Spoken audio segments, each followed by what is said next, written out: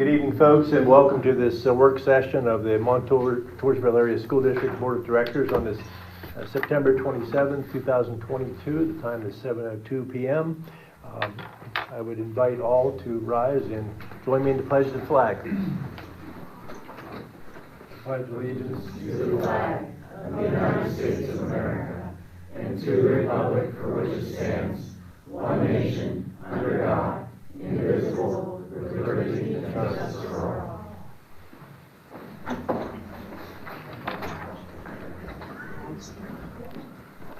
I would ask the board secretary to call the roll. Make note to tonight's secretary that Mrs. Mathers won't be here, nor will Mr. Albert. So, do you want me to do roll call out loud? Or? Sure. Okay. Mr. Albert is absent this evening. Mr. Badger? Here. Dr. Beery? Here. Dr. Lacrone? Here. Dr. Mathers is absent this evening. Mr. Schimmel? Here. Mr. Snell? Here. Mr. Ulmer? Here. And Mr. Young? Here. All right. Okay. There is a presentation tonight, and I'll look to Mr. Johnson to introduce who it is that's going to be speaking to us tonight. Well, I'm very excited. I got a chance the other weekend to Zoom in to listen to the students in high school competing in the mock trial. And I'm actually going to give Mr. one of those students the floor to talk about that experience, as it was pretty awesome to watch from home. I'm sure it was much more interesting to watch from their angle. So I'm going to give them the floor to share a little bit about that experience with the ultimate. Good evening. Been a few years since been able to be here to talk to you about mock trial because COVID was a real bummer for us too. So anyway, this year we were finally able to get back into one of our full-blown competitions that we like to do, which is the Yale Bulldog Invitational. We were going to attend in person, and Yale decided that they were going to require our students to sign an affidavit swearing that they were vaccinated, require masking for the entire weekend, and they were going to require them to show their vaccine cards. And I said, I'm not putting students through that. So we decided to participate in a virtual competition. And that took place the weekend of the 15th and the 16th.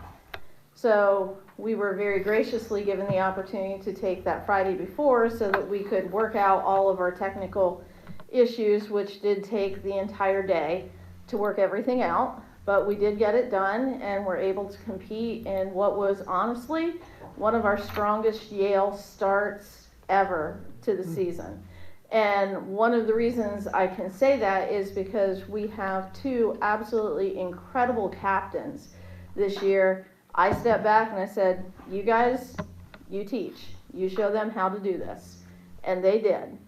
And they did an amazing job. One captain is junior Lee Speichlein, who's here tonight.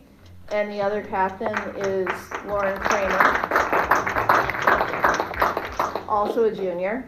And then we have a very solid core group of students who came back from last year, who started out as freshmen, who haven't had the opportunity to actually be in the courtrooms yet to do this. So I can't wait to see what they do there because they have been amazing.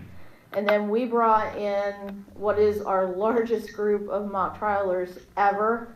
We have 19 students on the team now. Just to give you an idea, first year we went to Yale, I went up with 6 students. One of them swore to me that he had everything ready to go. He wrote a 3-question cross-examination in the courtroom before he went up to present. Now I have kids that are putting in hours, getting everything together, doing incredible performances, putting together opening statements, closing arguments, able to keep toe with some of the nation's top mock trial teams. When we go to Yale, we are up against a team that has won nationals 7 out of 10 times in the last 10 years. They had a chance to compete against them. Some of them did what's called a buy-buster, where there was an odd number of teams, so they had to take extra students from different teams to put together one impromptu team. We were the buy-buster most of the time because we had 19 kids, and the average time you have 6 competing. So several students got a lot of additional time. So I'm going to turn it over to let them tell you a little bit about their experiences with Yale, and then we'll talk about the Fall Festival. Zach, you want to come up since you're part of the team? I'll go after them. So I've already been introduced, but I'm the captain. Specifically, I work with a lot of our lawyers. So it's a very interesting time because this is my first year captaining, but it is also the first year that I've been able to witness so much talent than I've ever seen before. I've been doing this since I was a freshman and I'm a junior now. And to be honest, I was nervous because so many of these people are so new and they're taking on these big roles immediately. And we're going against schools that with names like the Veritas Preparatory Academy, where their witnesses have like British accents. But but it was honestly amazing because I got to sit and watch all of these lawyers and witnesses perform, and they studied, and you can, the passion and dedication is almost palpable off of them. Like you can just feel it. So as a whole, it was just a really incredible experience, especially since we, like Mrs. Earl said, had so many students. So everybody got a role. And out of our teams, we did end up winning twice against other teams, which is extremely, like, that's just so amazing to me. So it was really fun getting to be there, and especially not only for me personally, getting to just do this, but also getting to lead a little bit more and getting to watch the people that I've helped be able to perform so well was truly just the best part of Yale. So I'll hand it off to Sean.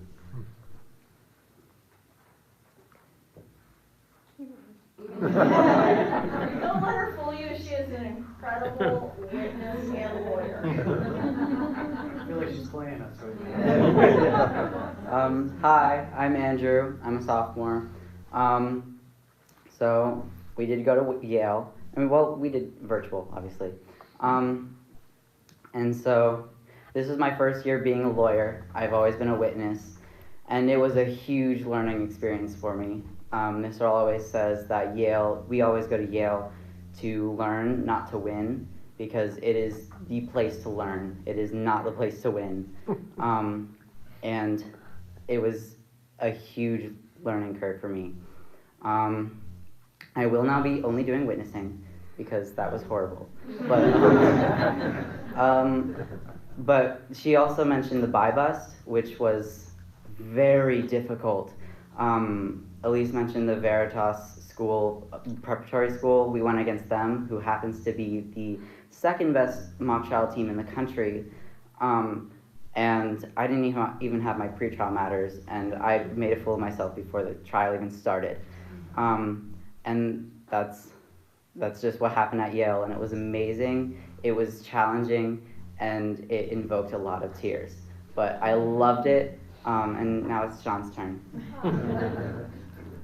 In my defense, this is like all improvised. With witnessing, I get to prepare stuff. Hi, my name's Sean. I'm a sophomore. I was a witness at Yale, and I participated in some of the bi-buses as well. It's just, the bi-buses are an entirely different experience than to like preparing a direct and preparing a witness, because I think I read that witness's affidavit that I was for the bi-bus twice before performing it, and my lawyer who was like asking me questions was not someone I had ever talked to before that, and just like the chemistry of improvising the entire thing and like not just feeling like I'm reading a script, just it felt so real and it was so fun. And one of the other competitors from a different school actually reached out to me on Instagram after competition's over, and just like we ended up having a whole conversation about how just amazing mock trial is, and she said I did an amazing job. And she was a senior, like she reached out to me, who's only been doing this for 2 years. She was from one of the like King's Prep Academy or something, one of those weird names, and it was just an incredible experience of meeting new people. And I only joined mock trial because my brother had done it when he was in high school, And it's honestly an awesome way to connect with him as well, because like it just gives us something to talk about. And I can see whenever he's telling me stories about mock trial, how like even as now a senior in college, how much it mattered to him when he was in high school. Hi, my name is Zach. Everyone here knows me. So I've been doing mock trial for 2 years. I started last year at the beginning. And last year we did Harvard. Wasn't as hard as Yale. Like I said last time, we were going to be destroyed, which, yes, happened. So I was a part of 2 buy-bus teams and our defense team. So the first day, during our defense team, I was trying to get one of our witnesses in as a hostile witness, where I could make questions a lot easier and get evidence out a lot faster. I didn't do that. Like, what was it? The Fifth Amendment is what we used? Yeah. Yeah. The judge kind of said, no, like, don't say this, I'm going to say this, and then kind of shut me down, which I don't do well with. I like to talk. So with that, some tears were given from me. Some desks were broken. Not broken, I got clarified. The screws were not all the way in. Joe Noppo can attest to that. It collapsed. He has to deal with me, let's be honest. But yeah, overall I would say that it was a tremendous learning experience. The second time that I did it, the buy-bus team, was later on that Saturday. And I went back into it with a lot of, I'm trying to think of the word. Perspective, renewed energy. Yeah, that renewed energy. Vengeance, yes. I went back in because I could not let myself take that. I wanted to prove that I could actually be a lawyer, not just somebody who messes everything up for our team. So, I mean, overall it was a great experience. We bonded over it. Yeah. I'm done talking now. So one of the things, they're not kidding, right? I do tell them we get ready to go to Yale. You're not here to win the awards. You're here to learn. We go up against all kinds of private schools. We are usually one of only 2 public high schools that participate in it. And the other kids have parents who are lawyers who are coaching them. We are fortunate. We have Nicole Ippolito who comes in and is here almost every morning to help coach. And then they have me. So what they do on their own is pretty amazing with learning how to do everything. But when we go to Yale and you see the level of competition of these other students, you take a lot out of that. And every time we go, there's one student who's like, I've got it, I'm fine, I'm good. And they get destroyed. And then they come back, they don't eat lunch, they're sitting there, they're fuming, they're working furiously, fix everything. They never make those mistakes again. And they don't let others make those mistakes again. And it's part of what makes this team, is having that experience, each having each other's back, and really, truly just having a good time doing something which in all other respects is pretty nerdy. You know, there is no other activity that I could ask of any student where when they just got done doing 8 hours of competition, they're willing to turn around and put another 6 hours of intense mental work, staying up till the wee hours of the morning to do something to completely memorize a brand new case and present it the next day. It is an experience unlike any other. And we have had Mr. T's support for many, many years doing this. He knows the hours that go into it. Mr. Johnson is now getting a taste for what goes into it and the amount of work these kids are willing to dedicate. And then there's also the fundraising aspect of it. We ask every year for $125 for the case packet, the opportunity to be able to travel to compete, which usually requires a bus or a couple of vans. And we put in a little cushion in case we need some help of a few $100s, but we raise everything else ourselves. And these competitions that we're talking about, we raise the money for anywhere from $1,800 for registration for the team to when we go to Harvard, we're laying out $7,000, $8,000. And we raise that money, 90% of it ourselves. So we had a huge event this last weekend. If any of you made it to the Fall Festival and you put any of your grandkids in the bounce house, on the slide, did ring toss or bought some cotton candy, thank you, because you're helping send us to Penn State and hopefully Pittsburgh this year. So those are two big fundraisers, and we're in the process of getting everything ready to roll for the winter session. So thank you very much.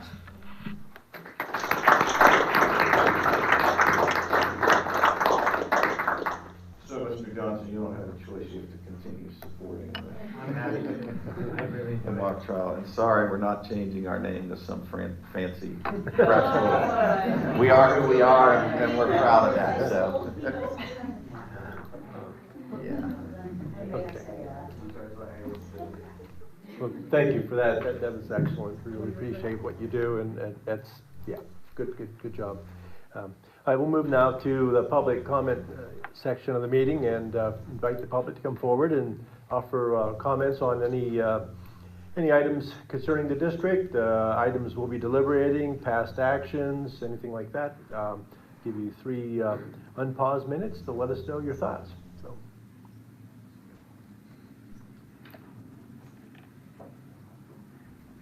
Okay, I'm not seeing anybody approaching the podium. We'll move on now to the agenda items, and our first item is G1, the approval of the use of facilities from Faith, the parking lot for their Halloween trunk. I don't know what they call it, when they give candy out of the trunk or something like that. Trunk or treat. There we go. Okay. It's been a long time since I've done that. So, okay.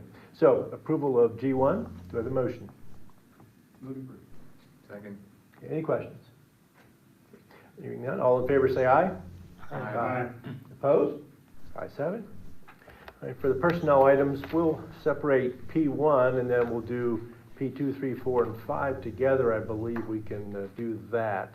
So do we have a motion on P1 for the approval of the updated job description of the assistant principal for CE McCall? Any questions on this?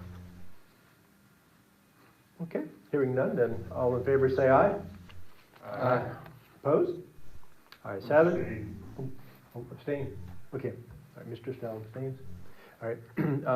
P2 through P5 as a group. I want to take a moment to look at them and see if there's anything that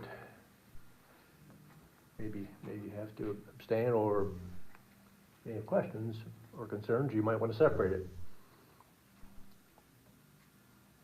I have a couple of questions, but we don't need to separate them for those questions to be asked. Okay, well then let's take a motion and a second and we'll discuss them. So, do we have a motion on P2 through P5? Move to approve. Second. Okay, go ahead, Ron. On P4, is that replacing somebody? Is that an added position? Is it a long-term? Well, evidently it is a long-term because it's 100. Yeah, that's the other half of the music position that we needed to fill at the Valley. Okay. And explain to me what intermittent FMLA leave is. On and off? And on and then off and then on and then off? So, yes, so a lot of times intermittent is taken when someone has to have something done where they have to be off for a couple of days and then they can come back, and then they have to be off, or someone that they're caring for has to be taken care of for a couple of days. So yes, that's what that is. Okay. Any other questions? Okay, hearing none, all in favor, say aye. Aye. Opposed? Ayes have it. Okay, that takes care of our action items for this evening. I don't have any informational items myself. Before we move to public comment, board, is there anything? that Yeah, you need? It was brought up within the month, a suggestion about moving work sessions around the district instead of having them all here in Montoursville. Are we moving ahead with that? Where do we stand on that? Well, yeah, Dan and I were talking a little bit ago about Plunkett's Creek, which is the fire hall for October, but that won't work because the work session in October, that's the work session where when we're talking about taking public input, having public come in and get feedback at the board work session on the thoughts on the security, items, options, that kind of thing. That's what I had thought we would do in that October work session, as well as anything else that the administration might need worked on.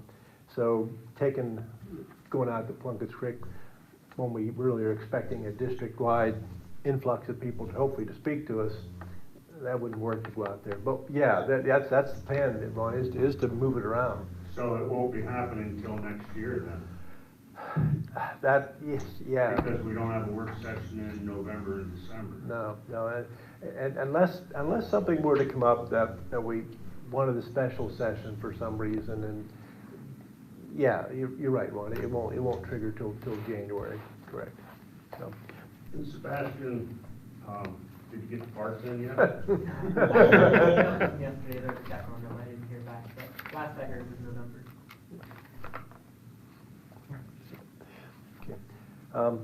So we know that the survey went out, and I think, Dan, we'll have a report perhaps for the next meeting, and how much of that will be a public presentation versus what we might need to have executive session. Let's call that to be determined. We'll get some guidance on what we should discuss. I said, how that goes.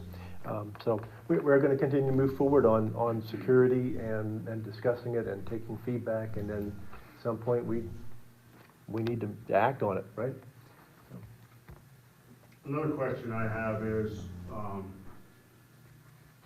what is the holdup on us taking a vote on what we're doing with the schools? I think, Ron, the only thing that, and it's not a major component, it would be waiting for the state police, what's it called? The risk vulnerability assessment. No, I'm not talking. You're talking about the construction projects is what I'm talking about. Construction project. Well, the risk assessment would give us some indications on what the physical shortcomings are, but it's not something that's holding it up. Actually, Ron, I thought the same thing myself. What is holding us up? I mean, that's a small component that can be added in later if we see things. So I agree. I guess I'm not sure either. I've told some folks that we're going to decide this year, and I think we should decide this year. Well, the longer we wait, the more the feds are going to keep raising the interest rate. And that's going to hurt us. So I think we got to stop dragging our feet. Well, then, well, unless the risk assessment would reveal enough substantial things that would be needed that would change the facts and figures and calculations for each option, right? I mean, I guess that would be my only. Well, I'm sure it will. The risk assessment's not going to give you an infrastructure report as to what your building is like from a bricks and stones aspect. Oh, like doors and windows and hallways. Yeah, I mean, if they're not bulletproof, then they're a risk. So it really doesn't help you in that respect as far as building goes. It's really, as it states, a risk versus vulnerability and where you can improve, and not so much from a structural standpoint. Unless you were to build and do a new build, and then of course you would take that into account and maybe get their input as to what they feel security features outside of what you already had in your plans would benefit you going down the road. I wouldn't see the results of that having such a substantial impact that it might change a mind. I'd be surprised if it, you know, if you were talking that level of cost significance, that study comes back and says, wow, we are so deficient in this area or that, and it's gonna cost $3 million, but I don't see it. But then again, my crystal ball isn't that good sometimes, so. No, Ron, I agree. I agree. So unless your sentiment is to wait for that, I think then let's,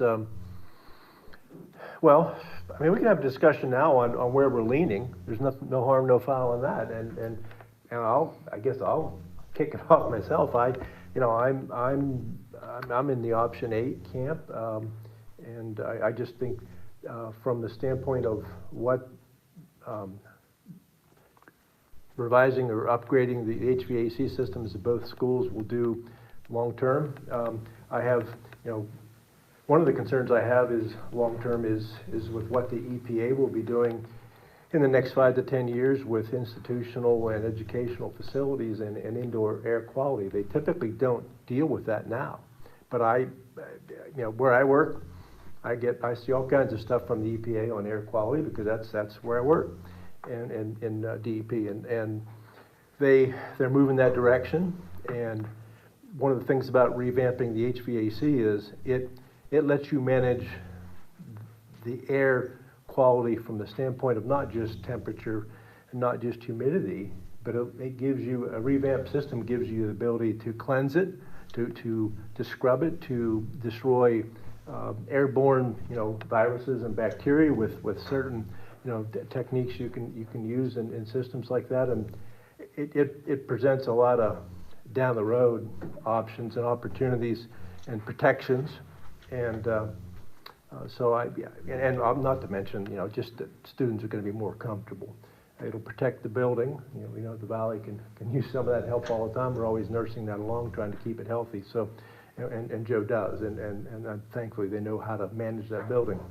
So that's where I am with option option 8. So there's my spiel, folks. Somebody else? And along with that, Dave, is under option 8, option 00 would be included, and under option 8, the electrical system would be upgraded also, which there was an electrical problem up there last week. Turns out it wasn't our problem, it was PP&L's problem. At first, when an email come out, it was almost like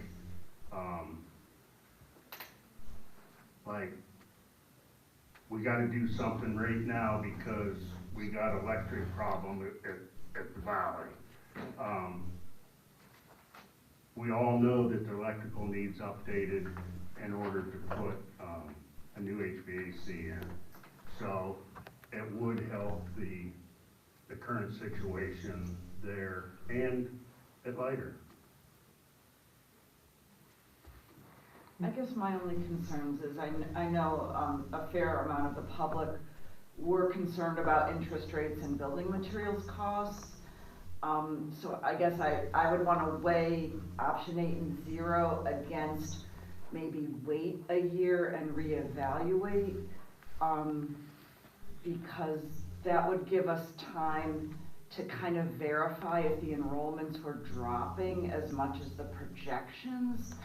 If the enrollments really were to drop down to whatever, 552 between both schools, I think at some point the financial efficiency of maintaining 2 schools for 518 to 550 students, and I'm not sure of putting, I forget what was it like 5 million, 6 million or whatever. If, because I was even thinking of the class size concern issue that Sharon Meyer raised, and what if we get to the point with the Valley where you have 28 students per grade level, and then are you having, that's too much for one class, but then it would be 2 classes of 14 students. So I guess I'm curious about the day 3 enrollments, but if that line does tend to go down as much as it's predicted to, that would just lead me to have some concern about option 8 and option 0. You know, the argument I have against that, Sue, and I respect your opinion, but let's face it, for 30 years now, the can's been kicked down the road at the Valley. It's time to stop that can from going any further. The enrollment isn't going down as projected. Waiting another year, we don't know what's going to happen in another year. Are interest rates going to keep on increasing to control inflation, which puts us into a recession, which I myself think we're in a recession right now, but that's my opinion. I don't think we can afford to wait. We need to do something. I don't think we should spend an ungodly amount of money, but I do think we need to make the schools more comfortable and have good air quality for the students and our staff in our schools. And I guess would you just redraw the bus lines if it got, by chance, if in 4 We've done it years it before. got It's happened before. too inbound? Yeah. So I don't think that the decline is going to be as drastic as most of those curves. I just don't. But I do believe in 10 years that school won't, it won't be, you can't keep it open. The attendance will be too low in 10 years. And even though we're putting, in my mind, we'll put $4 or $5 million into the HVAC, to me, that makes that facility more marketable down the road when you want to sell it. It also helps preserve that building in a lot of ways by having that upgraded HVAC system. So I don't mind investing that money in that building to keep it healthy, to keep it saleable. So that's why, I get it, but it's there's a roundabout way. It's not it's just sort of an investment. It's not something we're going to get a good. We won't get a return on it. But if you're going to try to sell that building in 10 years with old heating system and no cooling in it, it's going to devalue it terribly. So that's part of my thinking. Location, I think it might be just as likely that someone would buy it for the land without intentions of repurposing. Well, if they write a fat enough check, they can have it, I guess. And for those that are leaning towards wanting to close the Valley, you got to remember schools sit on the market for years and years and even more years. And the thing about it is, the maintenance is still going to have to be kept up on the building. In 5 years, 4 or 5 years, I forget which it was, it's going to need a partial roof, because you can't let, even though it's sitting empty waiting to be sold, you can't let it get water damage. Yep. So you're still going to have expenses. It's not going to be, you're not going to have the savings that the savings that the architect said, I 100% disagree with, because when you're keeping maintenance on a building and you have to keep putting money into the building and you're not getting any use out of the building, you're not saving anything. I have a tendency to agree with Sue. I just don't see any reason why we're not kicking the can down the road if we say we're going to make a decision next year. The enrollment run is going down. Yeah, it's not going down where the projections are, but the fact is it's going down. I'd love to see another year enrollment figure, and I would feel more comfortable about looking at some of the other options. What I am uncomfortable with is spending in the neighborhood of $10 million just to put air conditioning in a couple of schools. And especially if in just a few years we're going to find that enrollment goes down, then we're going to look again at consolidating into one building. I think we're doing that now. Enrollment is going down, not as projected, but it's going down. It's gone down from 646 to the third day numbers were 526. Yes. So in 3 years, what is that, Again, 120 students? To me, that it's significant enough to call that a decrease, a decline in enrollment. And it offers to me a little more guidance in terms of that's one of the pillars that I'm pegging a decision on, is looking at that enrollment. The other is the cost. I mean, if you do option 8, I mean, it's saying our projections were $10 million. Could it be a little bit higher? Certainly not going to be a little bit lower.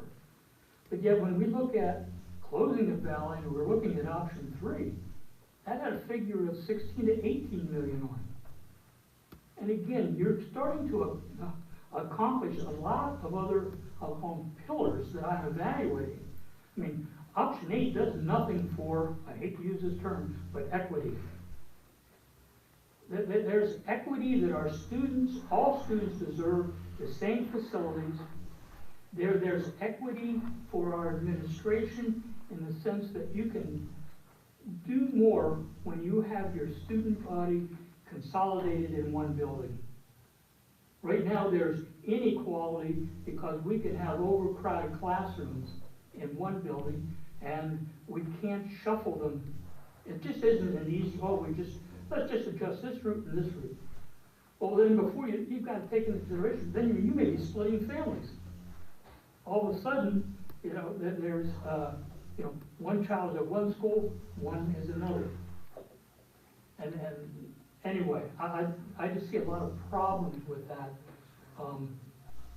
You have that now, Dale. You have split families now. One kid's at the middle school and one kid's at the elementary school, or one kid's at the middle school, one kid's at the high school. Yes. Split families. Yeah, but if you've got a second and a fourth grader, and all of a sudden, how do we move that second grader into later, keep the fourth grader out there? That's what I'm talking about. Not the fact that, once you move to a new building, you're gonna have a different, there's buses that will go that route. Anyway, it becomes much more complicated. But I don't think. Again, I really think we need to continue to evaluate this. I'm not in favor of making a decision certainly tonight. I'd want the agenda of a work session where we're going to, in detail, start to put some of these things out there. But again, with the supply issues, I'm not knowing certainly where interest rates are going, but it's still, to me, is not reason to rush into what I perceive as a Band-Aid in some respects. But again, spending $10 million when I can spend 16 to 18, I mean, those are the figures I'm dealing with now, knowing things may change, but when I can spend 16 or 18 and accomplish a lot more, especially if enrollment's going down, and we have projections of cost savings outside of Ron. As building maintenance, if that building's still out there, we have to upkeep it. But just the fact that you were consolidating into one building, there was projections of $4.5, close to $500,000 a year in savings. Well, that money can be put somewhere else. That's every year. And I don't doubt the savings that you're talking about either, Dale. I believe those are there too. But Dale, are you adding the cost of keeping the maintenance up on that building to that 16 to 18 million? Because you have to add that. I don't know, Ron. So what happens if next year we sell it? And so we've made a decision to spend $10 million, whereas, maybe if we'd have consolidated, all of a sudden a buyer comes along and we sold it, and we don't have it. And your other argument, Dan, I'd like to ask you, when the lines were moved before, was there any family split up because of those lines being moved, as far as one kid being in? We would never split elementary. Absolutely. That is far different than elementary versus middle or elementary versus high. Right. We would never take and split a kindergartner But in a second or it's third not a grade. perfect world. No. If those students are in one building, then you can easily balance out the number of students in a classroom. When they aren't in one building, it isn't easy because you do have to worry about how do I draw lines? We can't split families. And so there's reasons why we can't make those changes. So this classroom stays larger, this building stays larger. If they're all in one building, that isn't an issue anymore. And again, I'm coming back to the fact that I just have a hard time spending $10 million and not accomplishing really what we can potentially accomplish here. Right, and in response to, I'm sorry.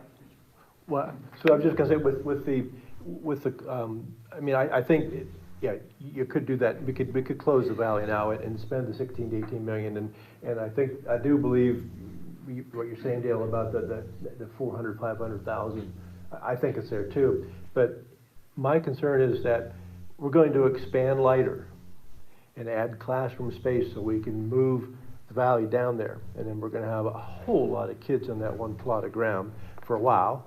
But in 10 years, we're gonna have an oversized building that has about 6 classrooms that become storage rooms. Because if our attendance is indeed dropping, then I do believe in 8 to 10 years, sadly, the valley will, I don't want to say tired, its attendance will not be supportable. We'll have to bring them in town. But for right now, I just don't see it there. I don't think it's needed, even though I do like the sound of those savings, Dale.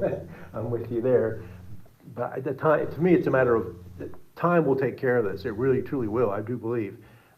But I want to see the buildings improved in terms of what HVAC will do from a building health, a quality, energy savings. That small cafeteria out there. No, it doesn't. Inadequate. You're right. You're right.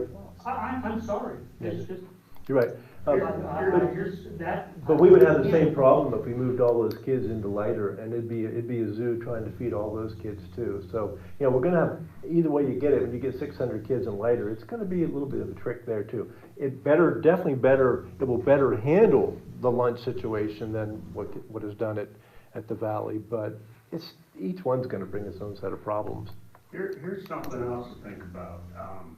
We already know that their projections for decreased enrollment are off because the enrollment isn't going down as fast as they're projecting. Let me ask you this. Since they don't have the enrollment decreasing, those numbers decreasing right, what would happen if the numbers increase and you don't have room at lighter because you closed the valley? Right. Oh, but we have birth rate data, so. Well, we already know it's not, the numbers aren't decreasing like they're projecting. And what I'm saying is, what happens when there's a development goes in, when there's more an increased number instead of a decreased number? And then what are you going to do? Build another school out at the middle school? Because you run out of room at the valley or at later.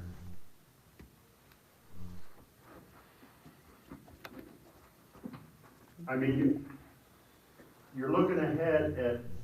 I'm sorry, Rob. Let me finish. You're looking ahead at possible enrollment decreasing, which is speculation because it could be increasing. It's not we don't know. speculation. You don't know what it's going to be in 10 years. And we need to put up so you can look at that graph and you can see what we've been doing.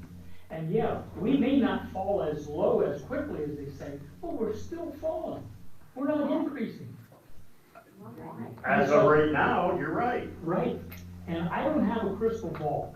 No, nobody does. Right. And so I'm going to go with what projections are being validated for me. And a declining enrollment is being validated. Nothing to indicate that there's this huge upturn.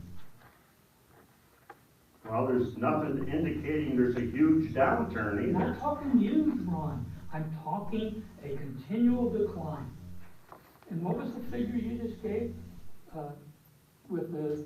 Well, and actually, in 2021, there were 5 fewer students than even the number projected. In 21-22, there were 9 more students. So it's within, it was lower than projected But the numbers you have. 2 years ago, and it was slightly higher than projected. How, in the K through 4 level last year versus this year, did you have those too? Yeah.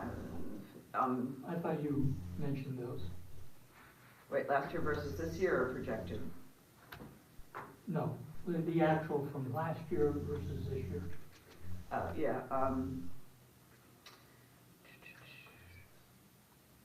Projected this year. Because I don't think I've seen that. I don't have projected, but I have actual third day numbers added together was 526. For this year. For this year, and it was 651 last. That's what I wanted, Is that's that what I right? wanted to What say. do you have this year? Yeah. I haven't seen this. Well, the third day enrollment. K through 4. You have third day We enrollment? didn't get that yet. At least I didn't. I didn't. Oh, as of the August 9th. Okay, all right. We got the August 9th. You're talking 651 last year, K through 4. This year, 5. What did you say, 20? 526 as of August 9th. Yeah, So it could be higher if families moved in. yeah, but again, not hundreds. I mean, that to me is significant wrong. That isn't just a blip of, 10 or 20 students. But again, we have been seeing declining enrollment. And that's why I'm not ready to pull the trigger on just going ahead, investing $10 million to air condition the schools, to take care of, you need air conditioning, what was the figure? 15, 20 days a year? $10 million. Well, we're gonna spend it anyway, though, Dale. It's not just there. Yeah, but Dale, we're gonna spend it anyway if we do the construction project. If we But you close. won't do it in both buildings. True. Yeah, I agree. Well, and I was wondering, Brandy, is it possible to estimate anything that Ron's wondering about the building up? Like, what, I know when the high school building, we were estimating like to heat it to X number of degrees just so the pipes don't freeze, or for what the lawn, is it basically heating it enough that the pipes don't freeze and the lawn maintenance and then the roof? Like, is there any way to estimate that with We them? already did that, and we already provided that Yeah. information. Okay. So, because Joe had went through and calculated how much it was going to be. It would need To to keep be, it open but it would empty. need, it would need to be adjusted because some of the costs, like, it would be basically, the cost of fuel oil has like doubled. But that would probably be the one thing that would vary. Now, if we had to put a roof on, the cost of that would increase too. So it would depend on how far, we go out with it and everything. So it could be updated, but, it's not gonna vary in too much You compared to what we have to did.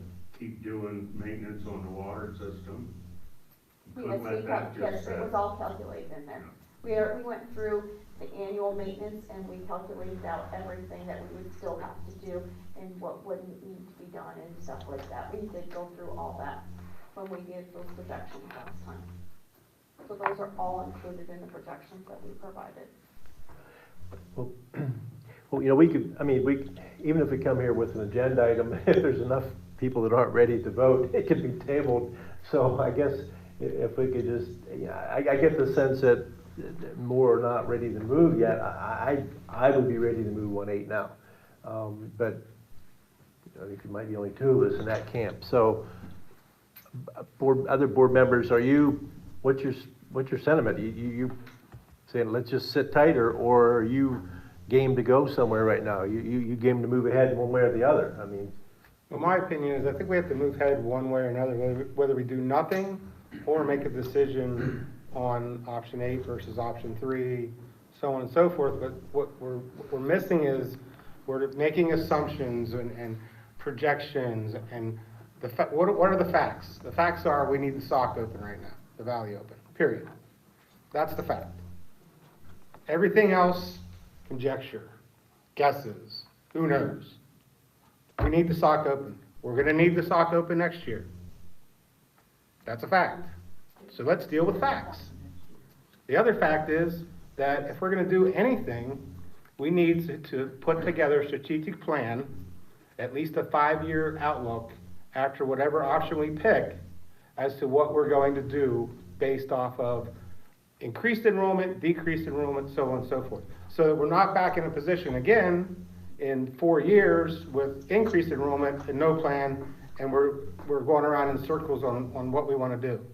At least we can go back to it and look at it and say, okay, this is what this board recognized at the time. Is that feasible now? I can tell you right now, interest rates aren't going down. They're only going up, and I live with a banker. That's what she does every day. And it's only going to get worse before it gets better. Pardon? Does she have any extra money? At a high rate. So my opinion is, yeah, we have to do something, I agree, but let's deal with what's in front of us right now. And from the beginning of the school year, and I understand it was only 10 or 15 days a year, but the amount of contacts that the people reached out in reference to the error at the SOC, to me, was tremendous. And I was somewhat embarrassed that we did nothing. That's me, that's my feelings, that has nothing to do with anybody else or what anybody did or didn't do. I'm just speaking for myself. So I'm up for doing something, but only doing something if we're gonna plan for the future with it.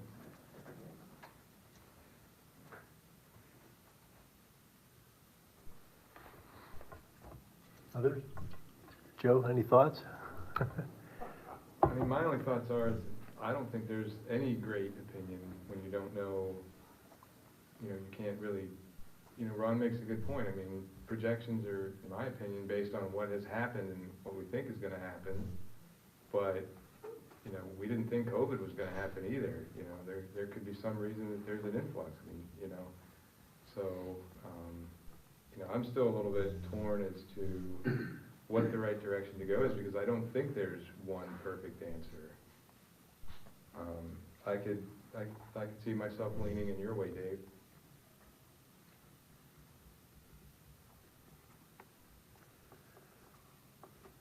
Like we still have to operate schools, so 0 is how we're operating now.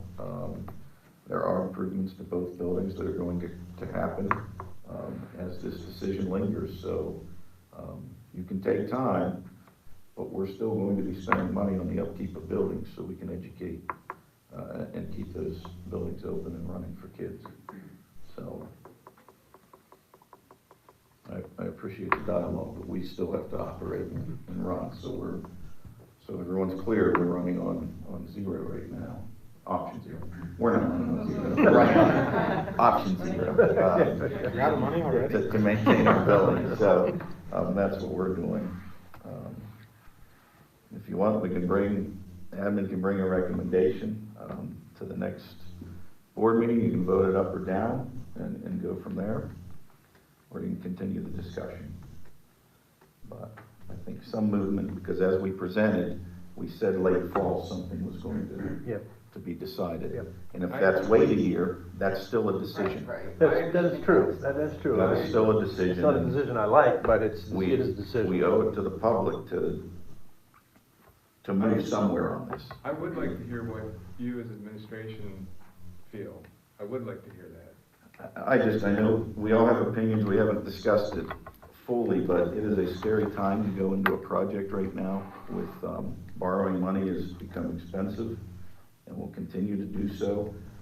Supply chain issues are just a huge problem. Nothing will hit timelines in a project. And those numbers, that 16 million, that's now how old? It's a couple years old. So I'm sure it's well north of that. So all our numbers are. Yeah, it would be a scary time to go into a full-blown project on any building, let alone 2.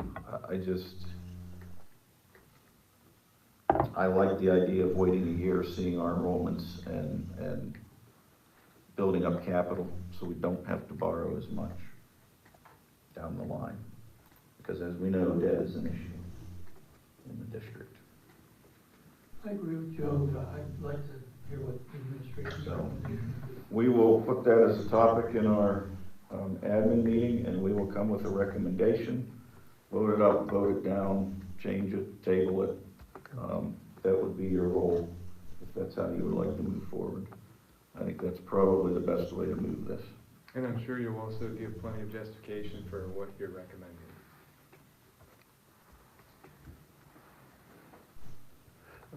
Todd, so we're all out on limbs here. You wanted to call out on one too? Give us something. Hug the trunk for a little while.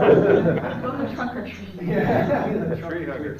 It's tough. I want to be fiscally responsible, because it's a horrible time to take on any kind of debt right now, but I am tired of sitting around and nothing seeming to happen, but I'm not 100%. I was in the hate camp this whole time, but after kind of hearing everyone's thoughts and opinions, and Dale, yours specifically, I don't know if it's a good idea right now. So I would like to kind of hear what the admin has to say. They're the ones that are in the mix of it all day, every day. So I want to hear what they have to say, and maybe it'll swing in another direction at this point. I'm not sure. I just think it's a horrible idea to borrow any money at the moment. But I don't know if it's going to be any better next year or in 5 years either. So. And I would hope when we hear what the admin have to say, that they would take into consideration what was heard from the public during the meetings throughout the district. Yeah, I guess that's all I got. And I was glad folks came out, but honestly, I wish more would have come out. I thought its proportion, it was a little lower. So in some respects, I was disappointed. I thought more would come out, but I was fine. I'm glad people did come out, though. Pleased that they did. I just wish we could have heard from more. So. And different locations have different opinions. Yeah. It was interesting. Okay. All right. Well, then the next step is next month with what administration offers us, and maybe something will happen. Maybe not till November, but I guess we just have to plant our feet one way or the other as a board. November at the latest. Can we target that then? Yeah, and Dave, I think all the boards should go back and look at the goals and objectives that were stated there when we challenged the architect to give us options for resolving our issues. Yeah. Okay. And if I may, it's just provide equity among elementary grade students, improve the existing facility infrastructure at the Valley and later, improve the efficiency and consistency of resources and continuity of educational delivery, provide 21st century educational spaces and experiences at the elementary schools that reflect the curriculum, address safety and security concerns, provide air conditioning at all schools, develop fiscally responsible solutions that address costs of capital projects, transportation, staffing, and operations. So I think, again, the decision needs to be molded around the achievement of those objectives. Okay. Okay. All right, board. I have one more thing. Yep. I'd like to request of Brandy. Brandy, I'm guessing that since the price of fuel has gone up, now it's dropped. Could we get a report at the next board meeting on the amount of extra that we've paid because of the cost of fuel for the buses? We haven't. Oh, we haven't yet? No, we Okay. haven't hit that. We've been under that mark all year. Wasn't it a $5 threshold a gallon? Yeah. Yes. We're, Yeah, but diesel fuel's been was up above 5 we gallons. haven't paid anything yet. Okay, thanks for the Yeah. information. You don't have to give it to me. I don't have anything yet on that. If they purchased it above, I haven't seen any receipts or anything yet. Nothing's been turned in. So, usually they're pretty good at getting it at the lowest cost they can. if you do start getting receipts, I will so you'll report it. report it to Yes. the board. Okay, thank you. Maybe you shouldn't ask for it. What? Maybe you shouldn't ask. Okay. All right, board, if there's nothing else, we'll move now to public comment section to close the meeting here for input. Brenda Oberheim, Woodland Court. So a redundant theme at times from some of the board is I feel. And it does matter that some of the public did turn out, and I was one of them that attended the meetings. And I think that instead of now, because you can't make up your mind and you didn't maybe hear what you wanted to hear from the public, now it's going to go to the administration. Is it possible that people did not give their input or take the time to show up because the ever-growing administration only, and the school board, they make the decision apart from what they heard at these meetings? So is it even worth showing up and giving the input of the people that actually invest into these projects? And also, for once, could you just do what you're asked to do and not give people above and beyond? You're saying, you know, we want this great education. We all want great education, and yes, those people came in and they offered us all these things, and it could be grade A. But that's not what the people have asked for. Since I came here 6 years ago, I've heard the valley needs air conditioning. But it's not just air conditioning, it's gonna help the quality of air. So it's not like, oh, just $9 million for air conditioning. It's gonna upgrade the electricity, which needs to be done, and it's gonna give better quality of air, which Dave Schimmel explained to us.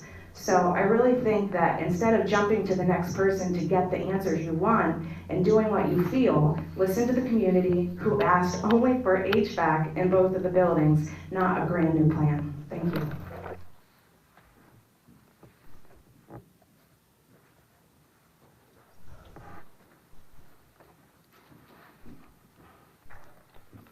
I'm Tina McCoy. I'm at 608 Arch Street here in Montoursville.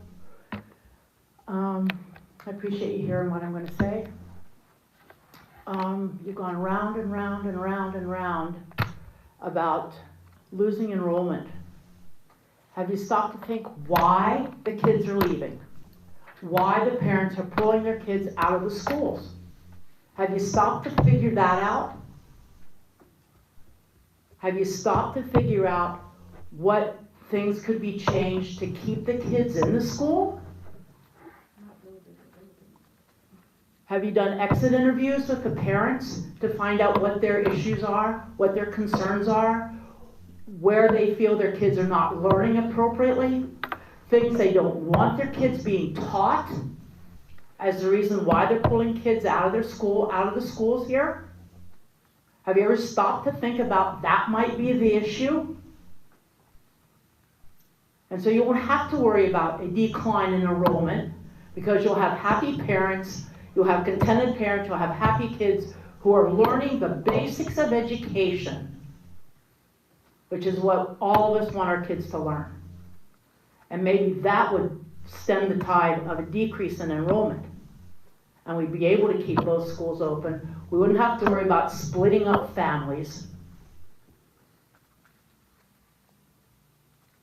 And provide all of our kids in the district with better quality education. Thank you. Thank you. Okay, board, unless there's something else, I'll entertain a motion to adjourn. Well, and Dave, I just want to say, I took notes at all those meetings so I could compile, but I mean, I think there were a fair degree of elderly people whose preference was not to do. I mean, I literally took every comment that everyone said so we could tally who fell in what camps, but I don't think there was any majority for any one thing. And you know what I mean? I don't. The majority was do nothing, just maintain what you have. That was the majority. That wasn't all of it, but that was the majority. That wasn't option 8. That was option 0. Just maintain what we have. Plunkett's was very different. they would pay to keep that building open. Right, And they could have raise their equal, taxes and all. have absolutely equal facilities to later. So put the gym on, do everything. But no, the overall sentiment on that tour was, option 0, maintain what you have. And Yeah, elderly, that's. And I want to add to that, the overall sentiment, because I was at every one of those meetings, and the overall sentiment was, do not close the valley. And it was option 0, to maintain what you have.